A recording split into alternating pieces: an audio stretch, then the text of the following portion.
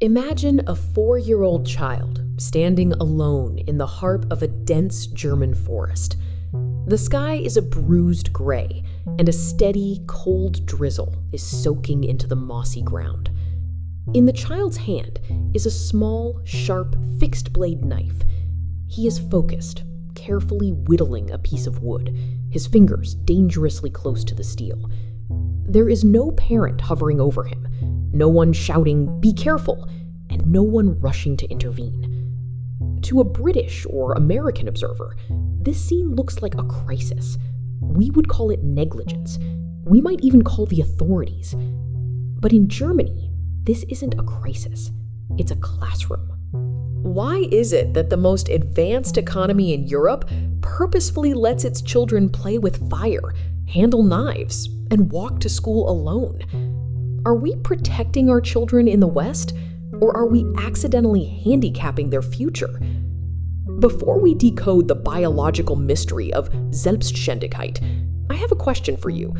When was the last time you let your child fail? If you find it hard to answer, you are exactly why this deep dive into developmental psychology is so necessary. We explore the truths that modern society tries to ignore. If you want to raise an adult who is resilient rather than fragile, you need to be part of this journey. Hit subscribe and turn on the notifications, because the next 10 minutes will challenge everything you think you know about being a good parent. The journey into the German psyche begins in the Waldkindergarten, or forest preschools. There are over 2,000 of these in Germany, where children spend every single day outdoors, regardless of the weather. There are no plastic toys and no four walls. Their toys are sticks and stones. Now ask yourself, why are we so obsessed with safety-first playgrounds with rubber floors? When we remove the risk of falling, do we also remove the opportunity for the brain to learn balance? But here is the part that most parents miss. By removing physical risk, we are creating a far more dangerous psychological void. Neurobiology suggests that when a child navigates an uneven forest floor, their prefrontal cortex is performing millions of calculations per second. In the West, we have outsourced risk assessment to the parents. We say, "Don't climb that, it's too high." Consequently, the child's internal risk meter never gets calibrated. They grow up waiting for an external voice to tell them what is safe. Is it any wonder that teenage anxiety is at an all-time high? We aren't just protecting their bodies, we are paralyzing their judgment. This brings us to an uncomfortable truth. Our obsession with safety is a form of control that stunts psychological growth. In Germany, there is a saying, "There is no such thing as bad weather, only bad clothing." It's a metaphor for life. If you shield a child from the cold, how will they ever learn to warm themselves? German parents practice what we call low-intervention parenting. They are physically present, but mentally distant. If a toddler falls, the German mother doesn't gasp. She watches. She is giving the child the space to realize two things. I am hurt, but I am okay, and I can get up by myself. This is the exact moment when true confidence is born. Not through a good job sticker, but through the biological reward of overcoming a physical obstacle. Now, let's talk about the part that usually makes Western parents recoil, the sharp objects philosophy. In many German preschools, children are taught how to light matches and manage a campfire. Why give a child the very thing that can hurt them? Because the German mind understands the difference between a hazard and a risk. A hazard is a broken slide the child can't see. That should be removed. But a risk is a sharp knife the child knows is sharp. By giving them the knife, you are transferring the responsibility of safety from the tool to the human. You are telling the child, "I trust your competence." When a child feels trusted, their cortisol levels, the stress hormone, actually stabilize. They become calm and focused.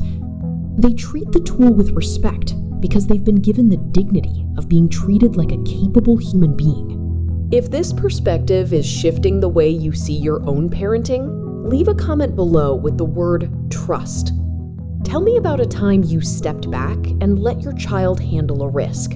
Your insights help us build a more resilient generation. And if you're finding value in this deep dive, hitting the like button tells the algorithm that high-quality professional psychology content matters. Think about your own daily routine. Do you narrate your child's every move?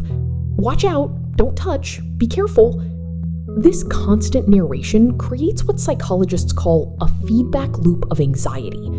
The child begins to view the world not as a playground, but as a series of threats. In Germany, independence is graduated. By age 6, children are expected to walk to the bakery alone. They wear little yellow vests and navigate traffic. This isn't just a walk, it's a rite of passage. It signals to the child that they are a functioning member of society, not a project to be managed. If this level of independence sounds terrifying to you, ask yourself, is it the world that is dangerous, or is it your fear that is keeping them small? There is a biological concept called anti-fragility. Some things, like a porcelain vase, are fragile. They break under stress. But our bones and our immune systems are anti-fragile. They actually get stronger when they are stressed. Human psychology is no different. If we never experience the stress of a small fire or a lonely walk, our psychological immune system remains weak. We become adults who are overwhelmed by the smallest of life's inconveniences.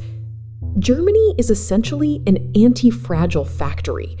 By allowing the small scares of childhood, they are preventing the massive psychological collapses of adulthood. Are you raising a child who can survive a storm, or a child who is terrified of a breeze? As we look at the data, the results are undeniable. Germany does not have higher rates of childhood injury than the United States, despite the dangerous play. In fact, children who engage in risky play are often less likely to be injured because they are more aware of their bodies. The real difference is in mental health. When you raise a child who knows how to light a fire, navigate a forest, and walk home alone, you are raising an adult who knows how to handle a crisis. You are raising an adult who doesn't look for a parent when life gets hard, but looks within. What can we take away from the German mind? We don't have to hand our toddlers knives tomorrow, but we can start by stepping back. We can start by closing our mouths when we want to say, be careful. We can start by letting them feel the cold for a minute before offering the jacket. The goal of parenting isn't to be a shield that protects the child from life. The goal is to be a guide that prepares them for it. Eventually, every child will have to stand in the forest alone. And when that day comes, the greatest gift you can give them is not the memory of your protection, but the knowledge of their own strength. True love isn't holding them closer. It's having the courage to let them go. You are raising the adults of tomorrow. Make sure they are ready. Sleep well, and thank you for watching.